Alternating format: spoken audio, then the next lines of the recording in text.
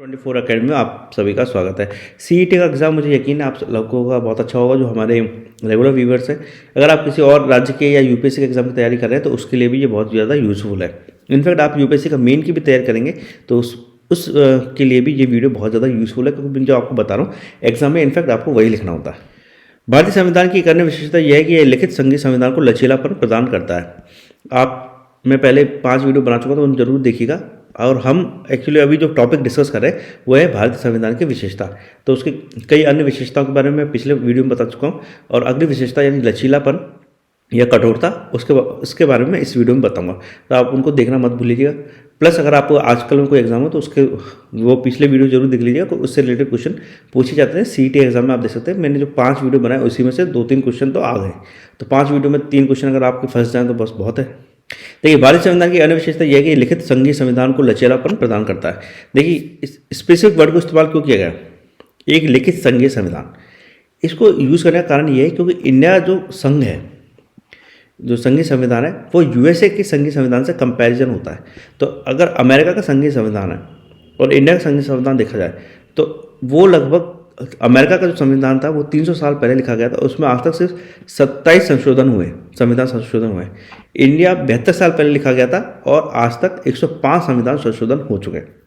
इसलिए जो हमारा जो संविधान है उसको लचीलापन या लचीला संविधान कहा जाता है, कि उसमें लचीलापन है काफ़ी। इस बारे में एक प्रमुख पॉलिटिकल राइटर हैं या लेखक, विद्वान, आप कुछ भी कहें, मतलब बहुत जाने माने हैं कॉन्स्टिट्यूशनल एक्सपर्ट, इंडिया के नहीं विदेश के, आइवर जेनिंग्स। उन्होंने कहा था कि भारतीय जो संविधान है वो बहुत ही कठोर संविधान है।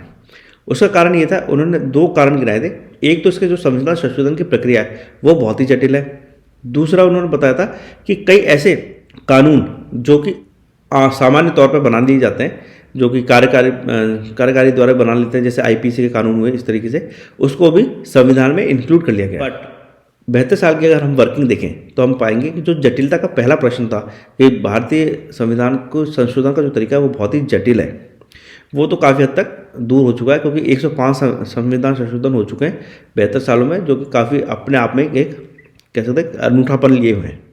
क्योंकि हमारे जो शुरुआत में थिंकर थे जिन्होंने ये संविधान बनाया, उन्होंने बहुत सोच समझ के इसको बनाया था, और वो जानते थे कि कोई ऐसी समस्या भी आ सकती है जिसके बारे में उनको अभी कोई अंदाज़ा नहीं है। तो उन्होंने अपने संविधान को कुछ इस तरह का रखा कि उसमें वो बदलाव आसानी से किए जा सकें, जिससे कोई भी आने वाले चैलेंजेस हैं भविष्य में जिसके बारे में वो नहीं जान पा रहे, उनसे डील किया जा सके। और आप देख सकते हैं मतलब 72 साल से हमारा संविधान जो है बहुत ही अच्छे तरीके से चल रहा है। और इसके साथ अगर हम कंपैरिजन करें, जो 2 देश थे जो लगभग एक ही टाइम पर इंडिपेंडेंट हुए थे इंडिया के साथ ही, पाकिस्तान और बर्मा, उसके हालत आप देख ही रहे हैं। और भी कई देश हैं, यूरोप वगैरह की बात आप करेंगे तो कई देशों के संविधान दोबारा बदल दिए जा चुके हैं। चाइना का संविधान भी 2-3 बार लिखा जा चुका है आज तक। जो आइवर जेनिंग कहते हैं कि भारत के संविधान के संशोधन का जो तरीका है वो बहुत ही जटिल है। उसमें एक उन्होंने कहा है कि जो राज्यों के अनुसमर्थन यानी रेटिफिकेशन की जरूरत पड़ती है। देखिए, यूएसए में भी क्या होती है, राज्यों के द्वारा रेटिफिकेशन की जरूरत पड़ती है। कोई भी संविधान संशोधन अगर वहाँ की सदन, जो यूएसए के सदन है जिसको हाउस ऑफ रिप्रेजेंटेटिव और सीनेट बोलते हैं, वो पास कर देंगे तो भी वहाँ पे 3/4 यानी 50 राज्य हैं तो लगभग 38 राज्यों के रेटिफिकेशन की जरूरत होगी, तभी वो संविधान संशोधन मान्य हुआ। इंडिया में ऐसा कुछ नहीं है, सदन पास कर दें तो आधे राज्य ही बहुत हैं। तो सबसे जो कह सकते हैं लचीलापन जो इंडियन संविधान में या इंडियन कॉन्स्टिट्यूशन में, वो यही कि हमें यहाँ तो सिर्फ आधे राज्यों के ही रेटिफिकेशन की जरूरत पड़ती है, ना कि 3/4 की। और देखिए, इसको बहुत सोच समझ के रखा गया। जैसे जीएसटी का बिल आप देख सकते हैं, जब गवर्नमेंट लेकर आने वाली थी तो इसमें यही समस्या थी कि कितने राज्य इसको लागू करेंगे। अगर 3/4 राज्यों का नियम इंडिया में होता तो जीएसटी का जो बिल था वो कभी पास नहीं हो पाता। इससे पता चलता है कि हमारा जो संविधान है वो काफ़ी लचीला है अगर किसी और देश के संविधान से देखें। दूसरा जो संविधान संशोधन का तरीका है वो ये है कि संसद के विशेष बहुमत से शेष संविधान में संशोधन किया जा सकता है। यह प्रत्येक सदन के उपस्थित और मतदान करने वाले सदस्यों को कम से कम 2/3 सदस्यों का बहुमत हो। जो पहला एक पॉइंट है, इसमें भी इसकी जरूरत पड़ेगी, क्योंकि पहले संसद से ही पास होना है, फिर आधे राज्यों की जरूरत है। लेकिन संसद से पास करने का जो तरीका है, इसको भी जो कई थिंकर्स है वो जटिल मानते हैं, बट इंडिया ने प्रूव करा है अगेन कि नहीं, ये जटिल तरीका नहीं है, बल्कि संविधान को कठोर न बना के एक बहुत ही अच्छा काम किया हमारे संविधान निर्माताओं ने, कि कभी भी कोई समस्या आई है, कोई परेशानी आई तो उसको डील करना आसान रहा। तो इसको क्या होता है, सदन में पास करने का जो तरीका है वो बहुत ही सिंपल सा है कि वहाँ पर उस दिन जितने प्रेजेंट हो और वोट करें वो सदन की जो पूरी सदस्यता है उसके आधे से ज़्यादा होनी चाहिए। जो बहुमत है, जो सदन की कुल सदस्य का बहुमत होना चाहिए, मतलब आधे 50% होने चाहिए। यानी अगर हम लोकसभा की बात करें तो लोकसभा में कितने सदस्य हैं टोटल? 552 मेंबर्स की जगह है, लेकिन पूरे 552 मेंबर इलेक्ट नहीं हुए। 543 मेंबर हैं इस वक्त हमारी लोकसभा में। अगर हम बात करें तो आधे की, तो लगभग हो जाएगा 272। अगर 272 हो जाएंगे तो आधे से अधिक हो जाएगा, यानी मेजोरिटी में हम आ जाएंगे। 543 को अगर आप डिवाइड करेंगे तो लगभग इतना ही बैठेगा। तो 572 अगर वोट कर देंगे जो सदस्य हैं किसी भी बिल के पक्ष में, तो वो अधिनियम बन जाएगा, अनलेस एंड अनटिल उसमें जो संघ के ढांचे को छेड़छाड़ ना हो रही हो। संघ के ढांचे की अगर छेड़छाड़ होगी तो आधे राज्यों के समर्थन की भी जरूरत पड़ेगी। तो मान लीजिए किसी दिन हाउस में सिर्फ 300 मेंबर हैं, उसमें से अगर 272 लोग उस संविधान संशोधन के प्रति अपना एग्री यानी यस कह दें, तो उस संविधान संशोधन को मान लिया जाएगा। एक खास बात और है कि मान लीजिए कि 543 की जगह उस दिन 540 मेंबर हैं, तो क्या 272 में मान लिया जाएगा? नहीं। तब क्या है, 2/3 सदस्य होने चाहिए मिनिमम। यानी अगर हम थोड़ा मल्टीप्लिकेशन करेंगे, थोड़ा बहुत इधर उधर नंबर हो सकता है, तो आप देख लीजिएगा 66% मेंबर होने चाहिए। तो 66% ऑफ 540 यानी 540 मेंबर का 66% हम देंगे तो लगभग 330-332 के आसपास होगा। यानी 272 से काम नहीं चलेगा। अगर 540 सदस्य हैं उस दिन सदन के अंदर, तो कम से कम 330 सदस्यों का समर्थन होगा, तभी जाके वो बिल पास माना जाएगा। लेकिन मान लीजिए 300 ही मेंबर हैं, 273 ही मेंबर हैं, 274 ही मेंबर हैं, तो 272 मेंबर अगर कर देंगे तो पास मान लिया जाएगा, क्योंकि तब एक तो 2/3 सदस्यों से अधिक का बहुमत हो जाएगा, प्लस मेजोरिटी भी हो जाएगी। अगर किसी को ये पॉइंट समझ में नहीं आया तो मुझे जरूर कमेंट कीजिएगा, मैं वापस आपको बता दूंगा। बट ज़्यादा मुझे ये है कि आपको मैंने अच्छे से क्लियर कर दिया। अगला देख लेते हैं। संसद को साधारण बहुमत द्वारा संविधान के कुछ और प्रावधानों को बदलने या संशोधित करने की शक्ति दी गई है, जो संविधान में सामान्य विधान के लिए आवश्यक है, किंतु ऐसे परिवर्तनों को संविधान का संशोधन नहीं माना जाता। अब इसके अलावा क्या है, कॉन्स्टिट्यूशन में बहुत सारे प्रोविजन है, यानी जो हमारे संविधान में बहुत सारे अनुच्छेद है जिसमें आप मूल चूल परिवर्तन कर सकते हैं, और उसको संविधान संशोधन भी नहीं माना है। जैसे राज्यों की सीमा, नाम, क्षेत्र, राज्यों का सम्मेलन यानी अमलगमेशन या सेपरेशन, या राज्यों को टुकड़े करना, यानी एक राज्य को मान लीजिए 4 हिस्सों में बांटना हो, 2 हिस्सों में बांटना हो, उसकी बाउंड्री छोटी बड़ी करनी हो, उसका नाम परिवर्तन करना हो, भेज देती ना, कभी देखना राज्य सरकारें भेज देती है कि इसका नाम परिवर्तन कर दिया जाए, इसका कर दिया जाए, क्षेत्र को घटा बढ़ाना करना, तो ये कर सकती है और ये होता सदन में ही है, किंतु इसको संविधान संशोधन नहीं माना जाता। तो ये 4 पॉइंट आप जरूर याद कर लीजिएगा। इस तरह से क्वेश्चन आ जाते हैं, क्या चीज़ संविधान संशोधन मानी जाती है, नहीं मानी जाती है। इसके खैर अगर आप LDC वगैरह एग्जाम दे रहे हैं तो ये नहीं माना जाए, पूछा जाएगा, क्योंकि तो थोड़ा डिफिकल्ट लेवल का क्वेश्चन है। बट अगर आप UPSC RS का एग्जाम दे रहे हो, EO का एग्जाम दे रहे हो, तो उसमें ये पूछा जा सकता है।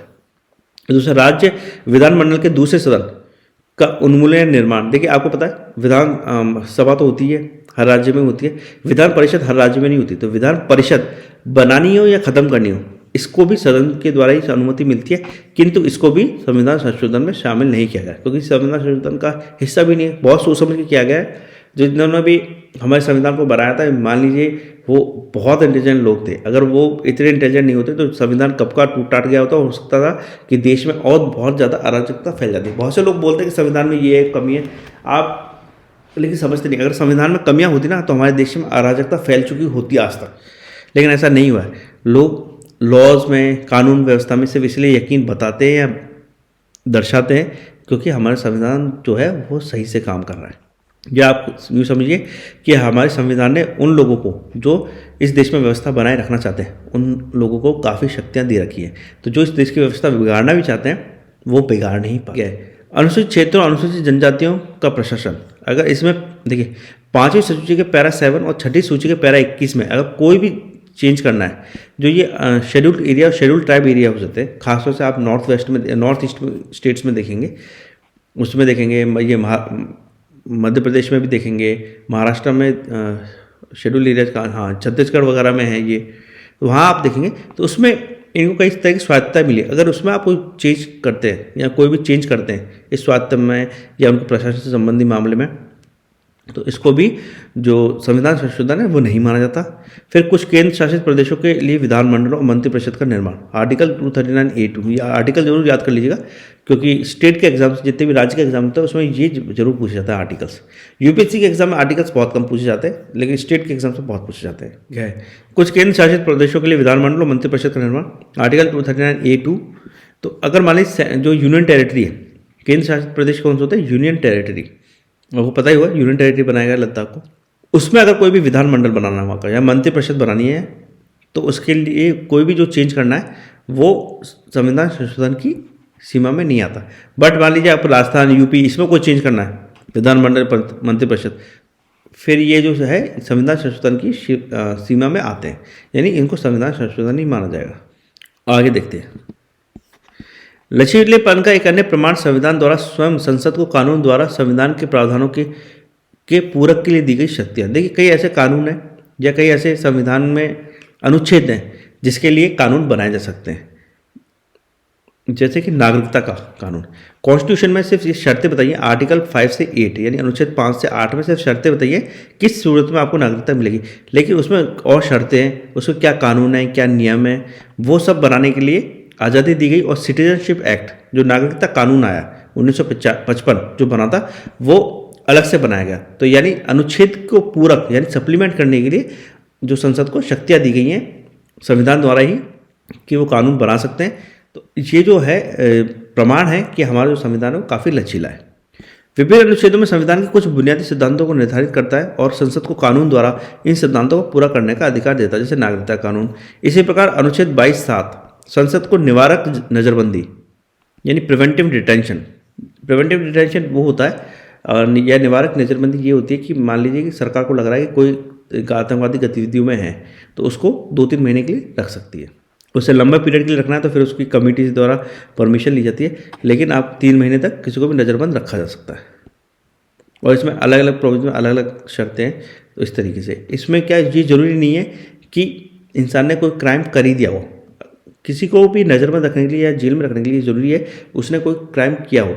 लेकिन प्रिवेंटिव डिटेंशन में ये जरूरी बिल्कुल नहीं है। अगर प्रिवेंटिव डिटेंशन यानी निवारक नज़रबंदी के तौर पर किसी को पकड़ा जाता है तो उसके लिए ज़रूरी नहीं कि वो क्राइम कर दिया हो, बल्कि वो क्राइम करने वाला हो, इस आधार पर इसको पकड़ा जाता है।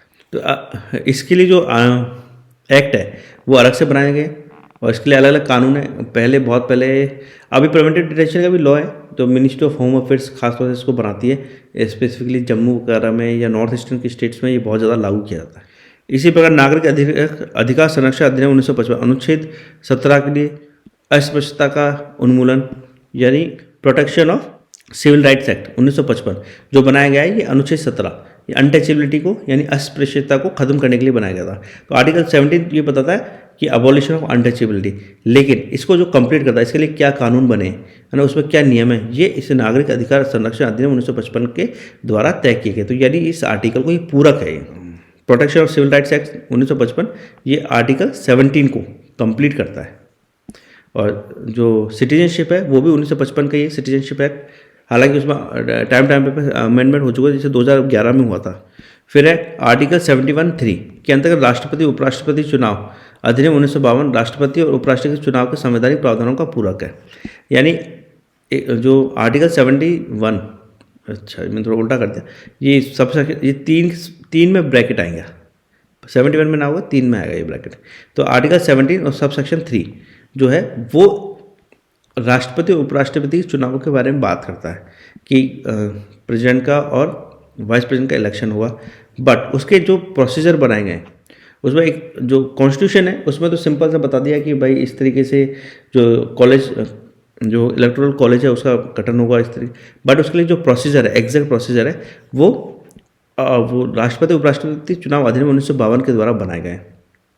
यानी क्या नियम है, कौन उसमें शामिल हुआ, कौन उसमें शामिल नहीं हुआ, और प्रशासन किस तरह से काम करेगा, गवर्नमेंट किस तरह से इसको इम्प्लीमेंट कराएगी, वो सब इसमें बनाया गया, ना कि कॉन्स्टिट्यूशन के अंदर है। तो 1952 के अधिनियम को आप देख सकते हैं। संविधान के कुछ प्रावधान प्रकृति में अस्थायी हैं जब तक संसद उन विषयों पर कानून नहीं बनाती। कुछ प्रावधान इस तरीके भी बनाए गए हमारे संविधान में जो अस्थायी है, टेम्परेरी माने गए या ट्रांजिशनल माने गए कि भाई ये जो प्रावधान कर रहे हैं वो ठीक है, लेकिन अस्थायी तौर पे, और किसी दिन जब संसद कानून बना के इसको चाहे बदल सकती है, ख़त्म कर सकती है, जो भी चाहे कर सकती है। जैसे संघ संपत्ति को राज्य कराधान में छूट है, यानी राज्यों में जितने भी सेंट्रल गवर्नमेंट है कि जो जितने भी इंफ्रास्ट्रक्चर वगैरह है उस पर कोई टैक्स नहीं लगेगा, यानी राज्य कोई भी टैक्स नहीं लगाएंगे। ये आर्टिकल 285 से छूट में है। राज्य को वाद के दायरे में लाना, यानी राज्यों पर वाद का दायरा है, यानी राज्यों पर जो है, राज्यों का मतलब है चाहे सेंट्रल गवर्नमेंट हो या स्टेट गवर्नमेंट हो या कोई लोकल बॉडी गवर्नमेंट हो, तो उसको वाद में दायरे में लाने का जो प्रावधान है वो 300 आर्टिकल 300 सबसेक्शन 1 के अंदर किया गया है। इसको भी चाहे तो बदल सकते हैं। संविधान इस प्रकार विभिन्न तरीकों को निर्धारित करके अनुकूलता सुनिश्चित करता है जिसमें इसके मूल पाठ को बदला या पूरक किया जा सकता है। देखिए यही इसकी अनुकूलता है। जैसा मैंने आपको बताया कि हमारा जो संविधान है उस अगर पिछले 72 साल में देखें तो जिस तरह की चुनौतियां भारत ने देखी, खासतौर से भारत ने पाकिस्तान के साथ युद्ध देखे, भुखमरी देखी, गरीबी देखी और इंटरनल डिस्टर्बेंस देखे, जैसे पंजाब में आप देखेंगे खालिस्तान का बहुत विरोध रहा, नॉर्थ ईस्ट में आप देखें, जम्मू में देखें, और बीच बीच में मतलब जो राज्य के दूसरे हिस्से हैं उनमें भी इस तरह के मूवमेंट उठते रहे। और उसके अलावा सिविल राइट्स के मूवमेंट देखें, खासतौर से अनटचेबिलिटी अबॉलिशन देख लीजिए, सिटीजनशिप के देख लीजिए। ये जो सिचुएशंस आई इन सब से डील करने के लिए जो संविधान है उसने अपने आप को शुरुआत से ही तैयार किया हुआ था, जो कि हमारे जो राइटर्स थे उनको लिख के गए थे। क्योंकि जो संविधान था वो ऐसा नहीं था 2-4 दिन में या 15-20 दिन में उठा के बना दिया।